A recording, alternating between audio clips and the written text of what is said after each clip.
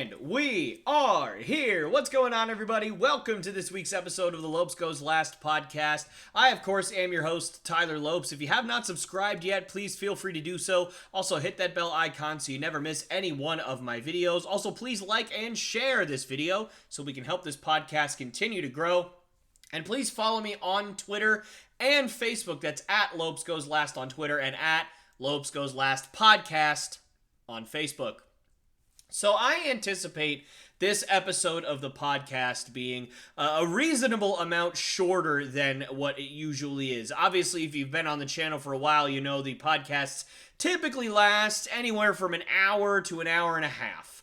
I anticipate it being right around 45 minutes today. I could be completely wrong, but there's not really a lot to talk about this week. Why is that, you might ask? Well, it was NBA All-Star Weekend, so we'll talk a little bit about that from a Celtics fan's perspective. But other than that, there were no real games to report on since last week. Tonight, in fact, I believe, is the first night that basketball is back, as the Celtics are playing the Pacers tonight. There may have been some games last night, but quite honestly, I was a little bit busy doing some work things last night, so I did not see if there was, but I don't think there was. But either way, there hasn't been a lot of basketball to report on, so nothing really there. Obviously, the Super Bowl just happened a couple of weeks ago, and so, you know, there was no NFL happening this weekend, or this week, I should say, and obviously, no trades, no any of that to kind of report for the NFL. And then the MLB, obviously, hasn't quite started yet. Spring training is right around the corner, luckily for all of us, but at the same time, it hasn't started yet. So, the three sports that we normally talk about on this channel, nothing has happened at all, basically, this week. So, I've had to get a little bit creative. I thought about doing my first NFL mock draft for you guys this week, and I gotta be honest with you, I am not up to snuff on that right now for me to be willing to put something out there on the internet for everybody to see when I don't know everything that there is to know about all of the prospects yet. I would not feel comfortable doing that. I'm hoping to be able to get that out for you guys within the next couple of weeks. But for this week, I decided that it wasn't a good idea. So, what are we going to do?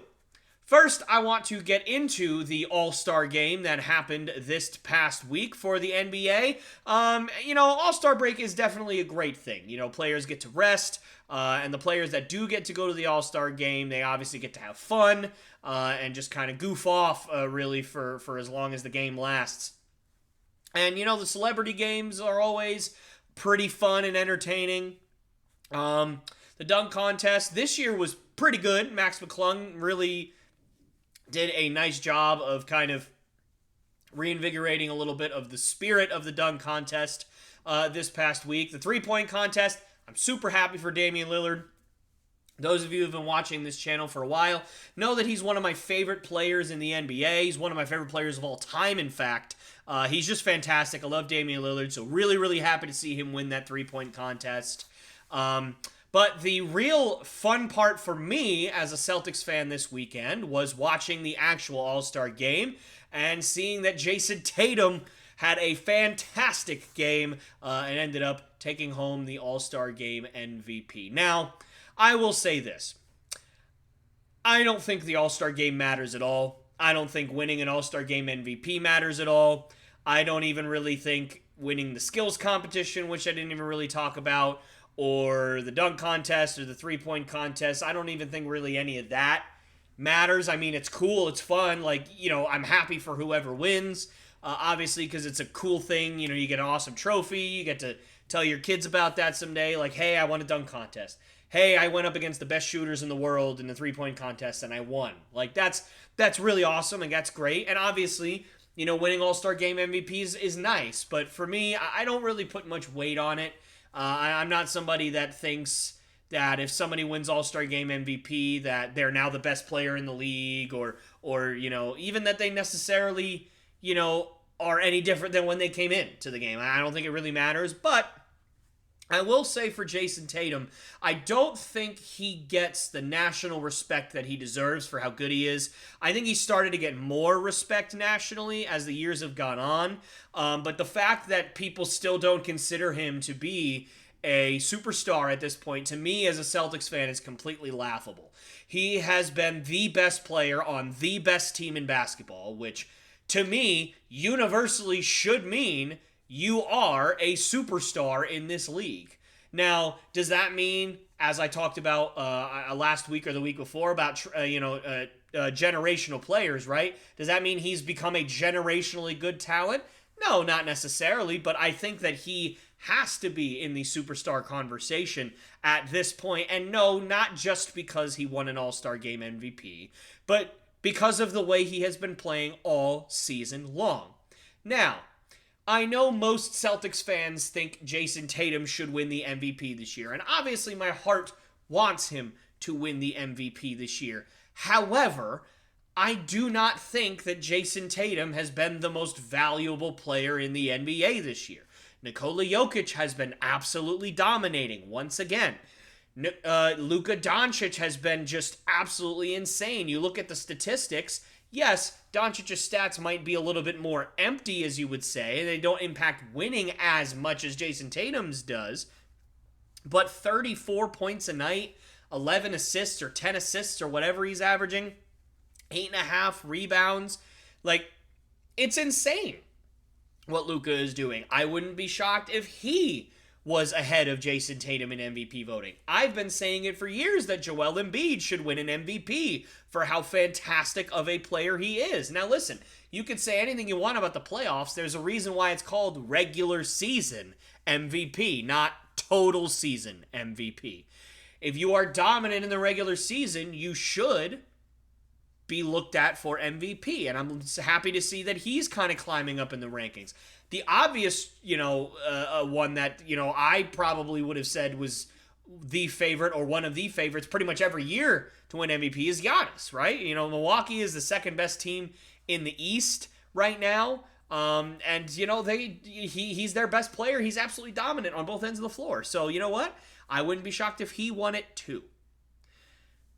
But at the same time, Jason Tatum being in that MVP conversation, being the best player on the best team in basketball, having value in every facet of the game, ball handling, shooting, scoring just in general, passing, defense, rebounding. He has it all.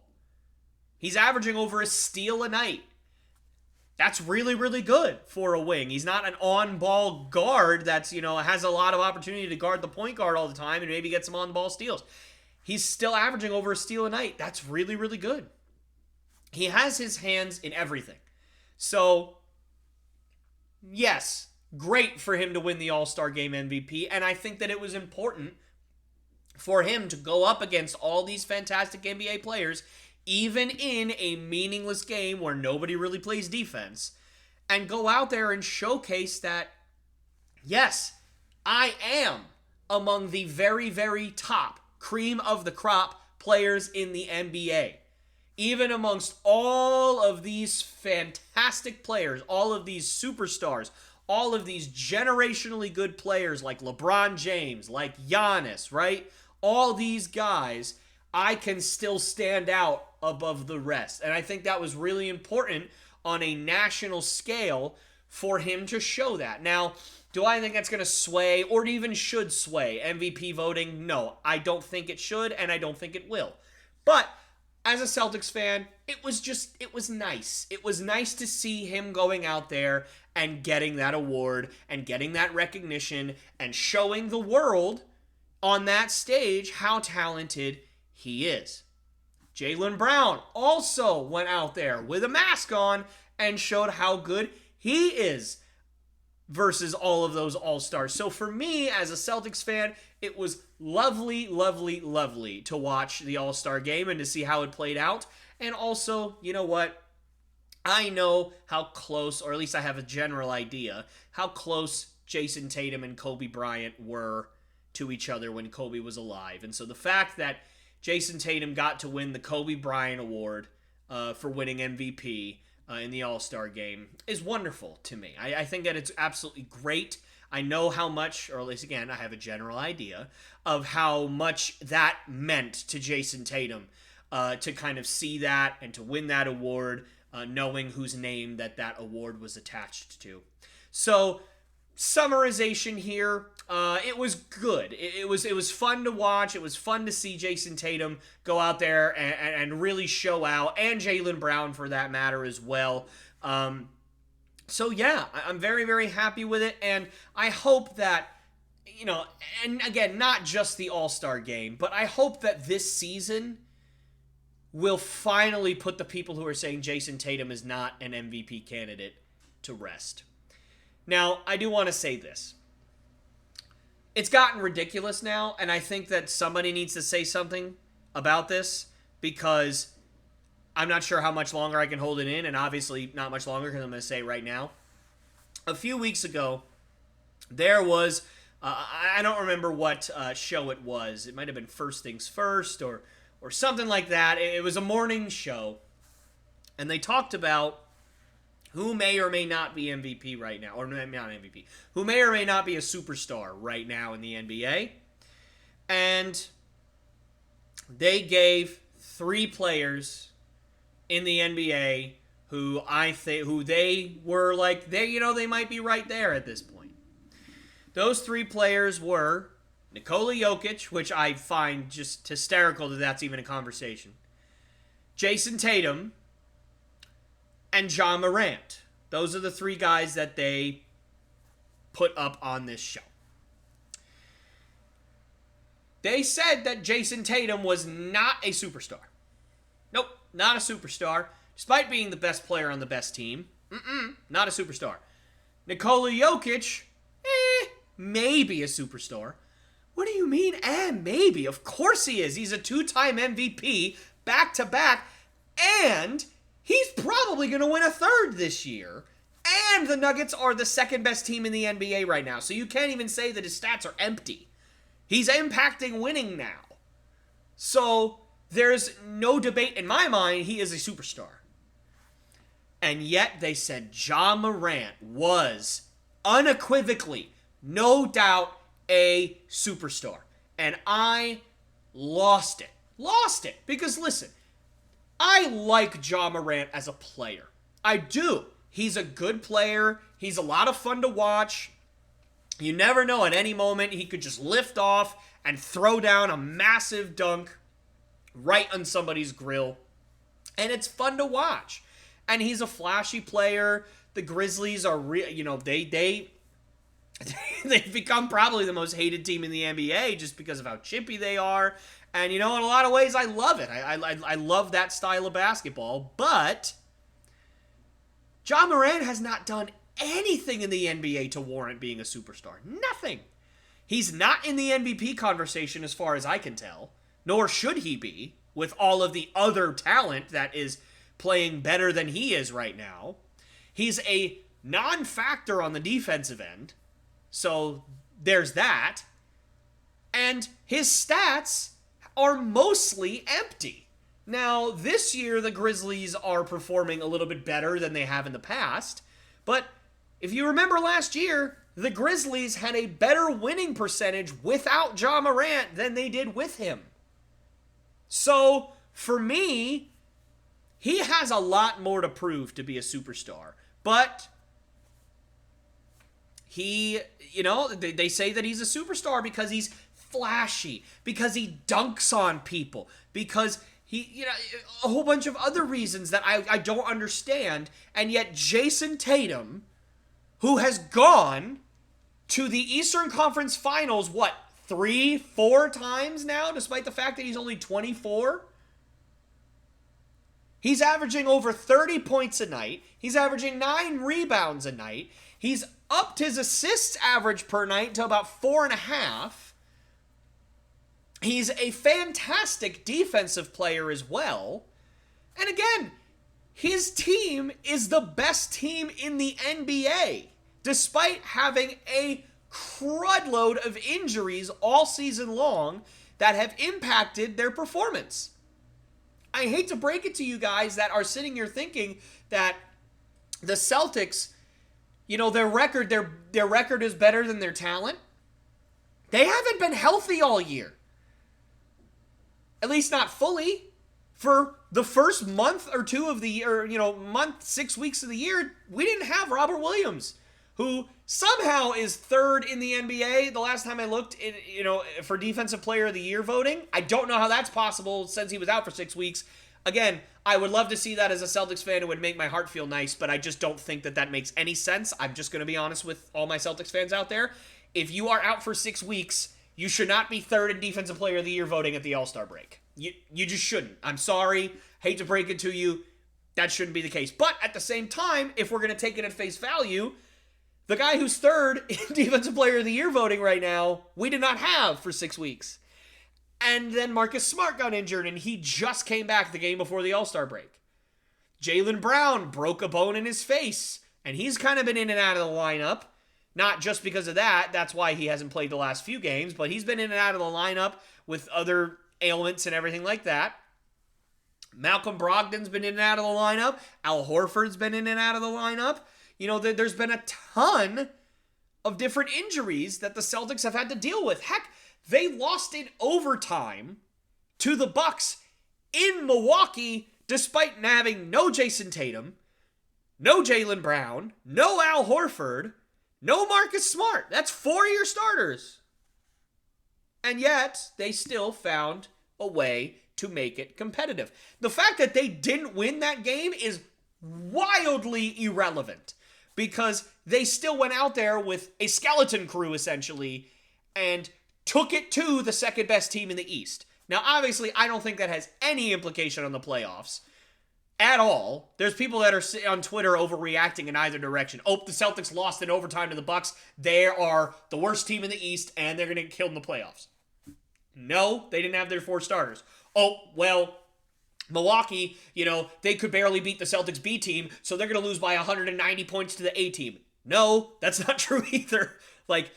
Let's all calm down. Let's all kind of get towards the middle, which is good for the Celtics. It was a nice morale boost, but we know what Milwaukee has. We know what they're going to bring to the table come playoff time. They're going to be tough. They're going to be brutal. On the defensive end, they're going to be very stout. Brook Lopez in the middle. Jay Crowder's a great defender. Obviously, Giannis, Drew Holiday is an absolute dog. And then Grayson Allen's not a good defender, but fine. He can be in there too. And Chris Middleton. Didn't even say Chris Middleton. I don't really know what his health situation is. I know he came back for 2 games and then went right back to being injured and then kind of came back, but I think he's injured again. I don't even know anymore. I can't keep up, but if he's healthy, he's a former All-Star too. So, he'll be tough to deal with. So we know what Milwaukee's going to bring in the playoffs, but the point of all this that I'm trying to say is, for me, Jason Tatum is a superstar. I know I kind of got way far away from that. Jason Tatum is a superstar. And the Boston Celtics are the best team in the NBA right now. So I'm really looking forward to seeing how the rest of the season rolls around. And I just cannot wait to see how far the Celtics can go and how far Jason Tatum will take us in the playoffs. So like I mentioned earlier in the podcast, there's not really a lot to talk about this week, so I had to get creative, and I wanted to get creative for all of my friends and all of my supporters that love watching baseball. I'm very, very excited to see baseball again, and before I get into this, I do want to say this, because I feel like it's a good time to say it. Last year, I didn't watch a ton of baseball, and the reason for that is because, quite frankly, I felt really burned out from baseball. For those of you who don't know, I was a baseball player in college. I've been playing baseball since I was 4 years old. And for me, it just kind of felt like I had had enough of baseball at that point. I didn't want to be around it. I didn't want to announce it. I didn't want to talk about it. So last year was a little bit difficult for me in terms of wanting to really step out and watch a lot of baseball.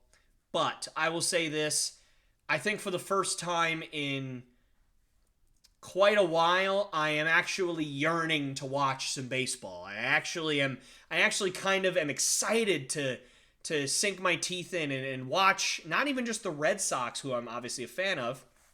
As you can see, that's the wrong direction. As you can see over there. I'm excited to watch the Mariners. I'm excited to watch the Twins, and I'm excited to watch the Guardians, and I'm excited to watch the Blue Jays, and I'm excited to continue to see if the Angels are going to be not good forever with Mike Trout and Shohei Ohtani on that team. Like, well, we'll see. I'm excited to see the new look Mets and the new look Phillies and the new look Padres and all the other just wonderful, talented players that we have. I'm actually very excited. So, what I want to jump into today for you guys is I am going to predict every division winner, and I'm going to predict for all of you every award winner for Rookie of the Year, Cy Young, and MVP. I'm not going to do Comeback Player of the Year, mostly because I'm not super familiar with, like, any candidates necessarily that might be coming back. The only one that I can think of off the top of my head would be Fernando Tatis Jr. But, I don't, other than that, on the American League side, I at least off the top of my head, I can't really think of somebody that would be an obvious choice on the AL side. So I'm going to stay away from that. So right now, like I said, I will predict every single division winner and every single award winner. So for the AL East, I have the New York Yankees winning the division. I think that's a pretty obvious choice here. I obviously could see the Blue Jays if they decide to if they do take a huge step forward. I could very much see the Blue Jays being a fantastic team, a dominant team with a really good rotation and an even better lineup. But right now, I think the Yankees were able to, kind of keep the team that they had together, which won 100 games last year, I think 99 games last year, and add Carlos Rodon. So I think for me, I'm going to go with the Yankees and stick to my guts on that. As much as it hurts for me to say it, as much as I hate to say it, that's what I'm going with. So the Yankees are going to win the AL East. Next up, for the American League West, I have the Houston Astros winning that division. That is, to me, not even particularly much of an argument. I love the Seattle Mariners. I do. But the Houston Astros are an absolute juggernaut. They won the World Series last year, and obviously they lost Justin Verlander. But outside of that, this team is going to be just about as dominant as they were last year. I don't see any reason for me to think otherwise. So for me, it's Astros all the way. Would I love to see Seattle win the division? Oh, yes. I definitely would love to see it. But for me, the Astros, I just think are going to keep on winning the division until somebody forcibly takes it from them. And I do not think Seattle right now has the talent to do so. I love the moves Seattle made in the offseason, but I just don't think that they are ready for that smoke yet. But we will see. But right now, I'm going with the Astros. Next up, the AL Central. Obviously, the Cleveland Guardians won the division last year. But I say that this year there will be a new division king because I am going to go with the Chicago White Sox. Now, I know. Why the Chicago White Sox? They were terrible last year. They underperformed like crazy. And they didn't really do a whole lot in the offseason to make themselves better. But here's the thing. They wildly underperformed last year. I don't know of anyone who thought that the White Sox were going to be as bad as they were. And I don't know if there was anybody that thought Cleveland was going to be as good as they were. I think that Cleveland outperformed their talent, and I also believe that Chicago vastly underperformed their talent. Looking at the rosters, I find that they are both very, very similar. I think that the only difference for me is that the White Sox bullpen and their rotation is just a little bit deeper. I think that they both have dominant closers, although Liam Hendricks, I believe, is getting cancer treatment now, so he may not play at all this season. So, maybe that's, an advantage for the Guardians. But even so, I think the rest of the bullpen in Chicago is better than the rest of the bullpen outside of Emmanuel Clase for the Guardians. And I think that the starting rotation for the Guardians, while yes, Shane Bieber and Tristan McKenzie are both very, very good, I think that the rotation that is headed by obviously Lance Lynn, Lucas Giolito, and Dylan Cease, who had a fantastic year last year, who I think is in the running. He could be in the running for Cy Young this year, but spoiler, I do not think Dylan Cease will win the AL Cy Young Award. But either way, I think that those three by themselves, along with hopefully Michael Kopech going into the rotation this year, and then, we'll just kind of see after that. But if that happens, even if it doesn't, that three-headed monster, if they can stay healthy and they perform to their ability, it's going to be a really, really hard rotation to stop at that point. So I'm going to go with the Chicago White Sox. I think they should have won it last year, and it just ended up not happening, obviously. But I think that they're going to bounce back this year. I think that they are much more talented as a unit than they showed last year, especially on the mound. Their pitching was awful last year. So we'll see if it turns around this year. So for right now, I am going to go with the Chicago White Sox. Over to the NL. So the NL Central I am going to start with. That's going to be the St. Louis Cardinals. I see no reason why they would not win this division. I quite frankly think that it is a one-team division, honestly. Because, let's just kind of think of the rest of the rest of the NL Central. The Cubs, who are clearly rebuilding and traded away everybody that was any good on their team, or let them go in free agency. The Cincinnati Reds, who are awful and will still be awful. And the Pirates, who are awful and will still be awful. Wait. That's not true. I think I've messed up somewhere. Did I mess up somewhere? No, I didn't mess up somewhere. The Brewers also took a huge step back in the offseason. So there you go. Forgive my hesitation there. For some reason, I thought I was mixing up my divisions. I'll tell you this. I don't know if it's just me, but can anybody explain to me why the Houston Astros are in the West? I don't know. Just, my divisions are all screwed up in my head. I feel like Pittsburgh is a little bit more east than, obviously the other teams are further. Just, you know what? We'll just forget that this ever happened. Just between you and I, guys, okay? Anyway, so I think the Cardinals are going to win the Central, and I don't particularly think it's going to be close. I don't think any team is even really in the running other than the Cardinals in that division, which is a stark contrast to the rest of the National League. So I think the Cardinals should be counting their lucky stars that the division's so bad, because honestly, I think if they weren't in that division, I think that they would struggle to make the playoffs with the rest of the talent in the National League right now. So, for me, Cardinals all the way there. So moving on to the NL West. So this was a close one. I very much could see the Dodgers or the Padres winning that division. And this may just be recency biased, and this may just be because I have learned. I've kind of been forced to not have a different opinion on this for so long, but I just still, even with all of the new signings and the trades and everything that the Padres did this offseason, I just still don't think that they are going to be as good in the regular season as the Dodgers. I have said, every year, the Dodgers are going to win the World Series. The Dodgers are going to win the World Series. The Dodgers are going to win the World Series. And, while they haven't won it every year, it's pretty clear that they are top 2 or top 3 in the best teams in the MLB pretty much every single year, no matter who's in their division, who they play against, or what's going on in the American League. It doesn't matter. The Dodgers are just always that good. And yes, they've lost some key players over the last couple of years, but I just still don't think that the Dodgers are going to be dethroned this year in the regular season. Do I hope it happens? Absolutely. I'd love to see the Padres take that division, because I just feel like they are a little bit more of a fun ball club right now.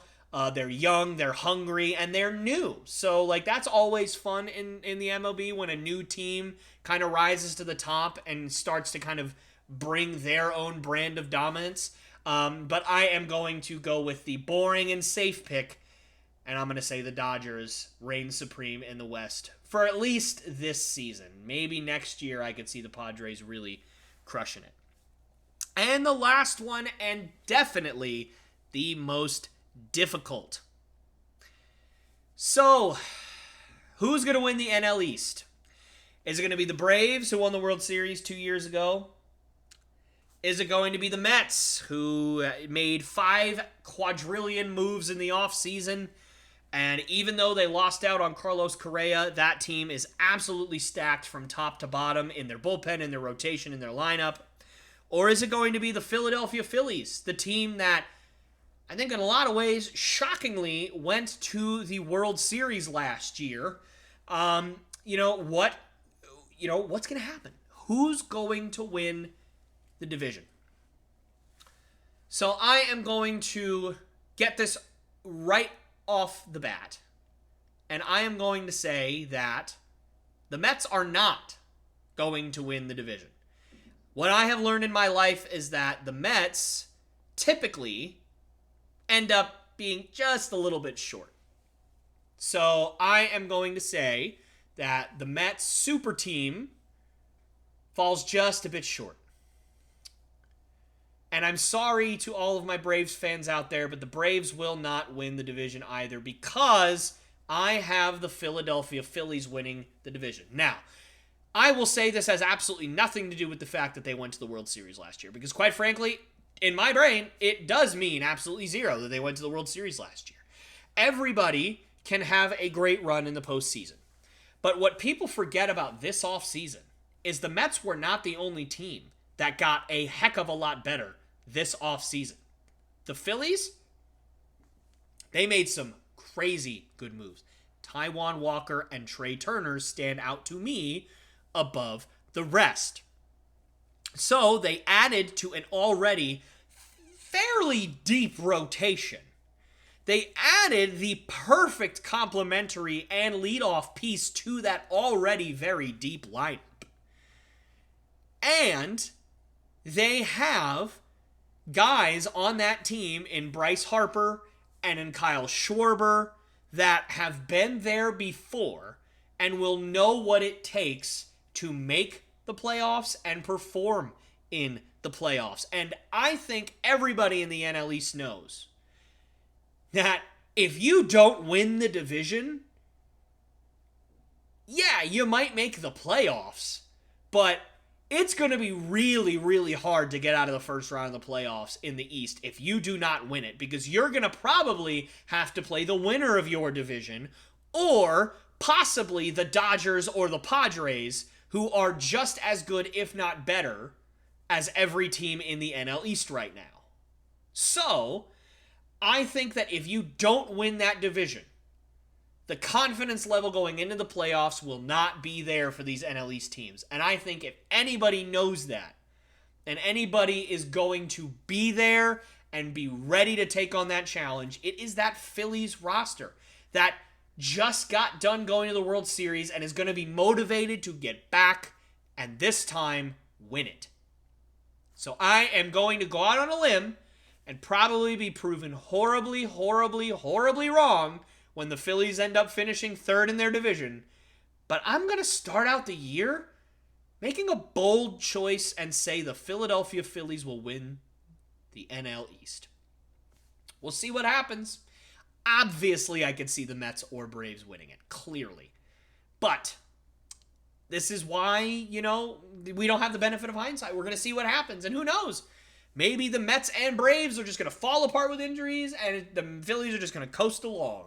Or maybe the opposite's going to happen, and the Phillies, everybody's going to break both their legs, and the Phillies are going to win 60 games because they have no talent anymore because everybody broke their legs. So we'll see what happens. I hope it's not that second one or the first one, quite frankly, but we'll see what happens. I am going to go with the Phillies to start. So, now, on to the award winners for this upcoming season. Let's start with the one that I am least confident about necessarily. I'm going to go with the Rookie of the Year predictions. So, who do I think is going to be the National League Rookie of the Year? I'm going to go with Diamondbacks outfielder Corbin Carroll. So he kind of came up in the, late in the season for a cup of coffee, roughly 30 or so games, and put up a 1.2 WAR in those 30 games. So, that's pretty darn good. You're talking about an over 10 or an over whatever. What is it? Over about a 6 WAR season. If you play 162 games, that's pretty darn good. That's not going to lead the league or anything. Aaron Judge, I think, had like a 11 WAR year last season, and pretty much all of that came at the plate. But a 6 WAR as a rookie, that's pretty darn good. And his stats were nothing to be just super excited about. He hit like 260. He had 4 home runs in 30 games, had like 10 RBIs. It wasn't anything crazy. So could Corbin Carroll come up and improve upon those numbers and have like an 8 or 9 WAR season if he holds up defensively and win Rookie of the Year? I absolutely can see that happening. He's going to get a ton of playing time on a Diamondbacks team that is just, let's be honest, not going to be very good this year. They're going to be, scraping the bottom of the barrel in that division along with the Rockies. So, and I think the Rockies are going to be better than the Diamondbacks this year. So, for me, I'm going to go with Corbin Carroll, if anything, just because he's going to get a ton of playing time. Now, for me, I would go out on a limb and say the 2 Rookie of the Year winners last year were good players on really good teams. Obviously, Michael Harris on the Braves, who won close to 100 games, if not 100 games, somewhere around there for the Braves. And then, obviously, Julio Rodriguez for the Mariners last year. The Mariners obviously made the postseason, and he was fantastic. But I think this year, the trend is more going to be great players on bad teams that get a ton of playing time. So I am going to go with Corbin Carroll in the National League. And for the American League, I am going to go with Gunnar Henderson, sticking to that formula. A guy who, again, came up in the MLB for a cup of coffee last season. Had about 30 games, just like Corbin Carroll. But Gunnar Henderson, I think, is going to be the everyday third baseman for the Orioles this season. But he also played shortstop for a few games last year. He also played second base for a few games last year. And I wouldn't be surprised if he played some first base this year or some corner outfield this year as well. So I think this is a guy that's young, he's up and coming, he's going to have the flexibility to move all around the infield, and he was designated hitter a few times last year as well. So I think that he has the flexibility to always be in the lineup, and his bat warrants it as well. I think that he's a guy that could very easily hit 25 to 30 home runs in Camden Yards this year. So for me, I'm going to go with Gunnar Henderson as your AL Rookie of the Year.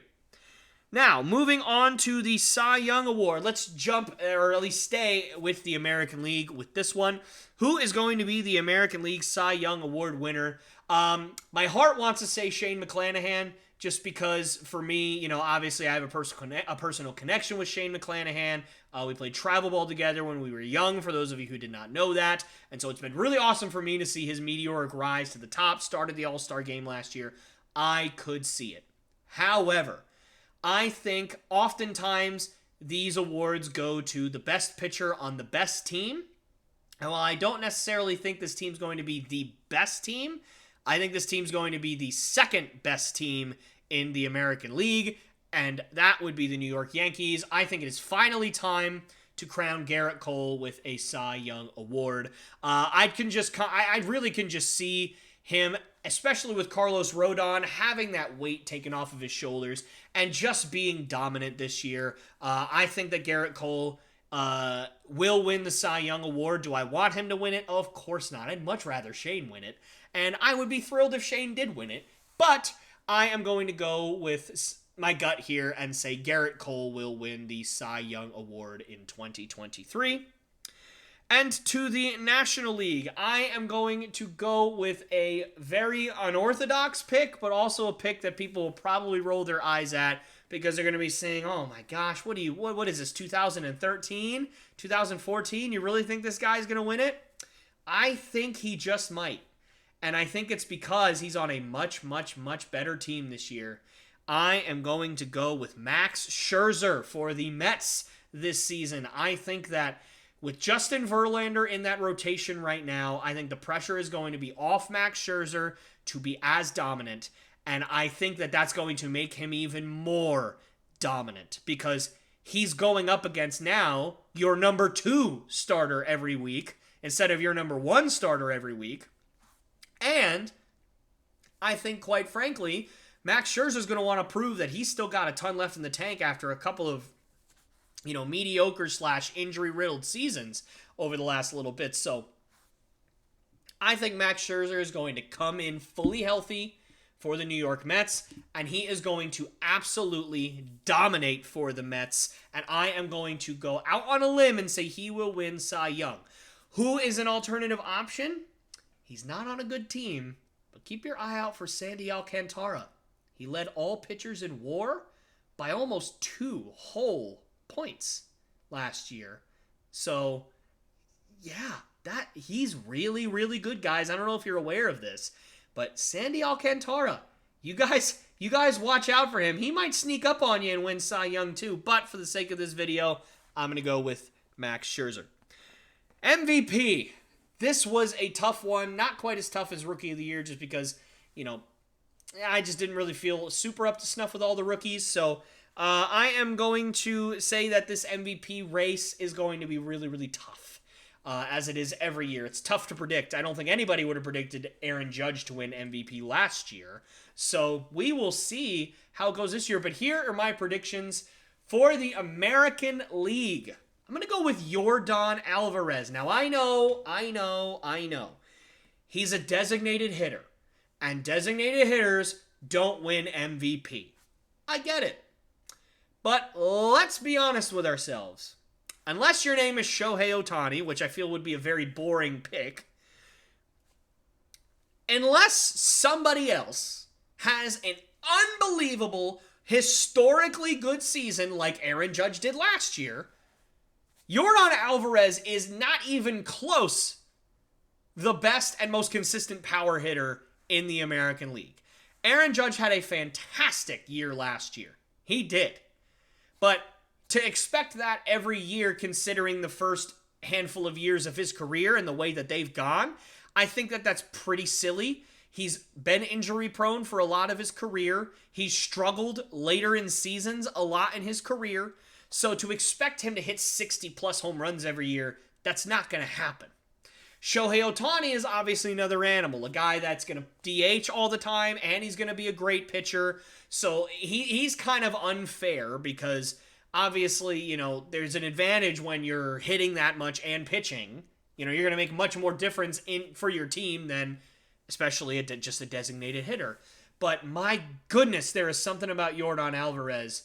He is just so dominant, and he is just so darn good at hitting. I mean, he's absolutely impossible at the plate sometimes. So I think that this is the year that Yordan Alvarez is going to put up 50 home runs and he's going to win MVP because I just don't see Aaron Judge having nearly as dominant of it. Maybe not nearly.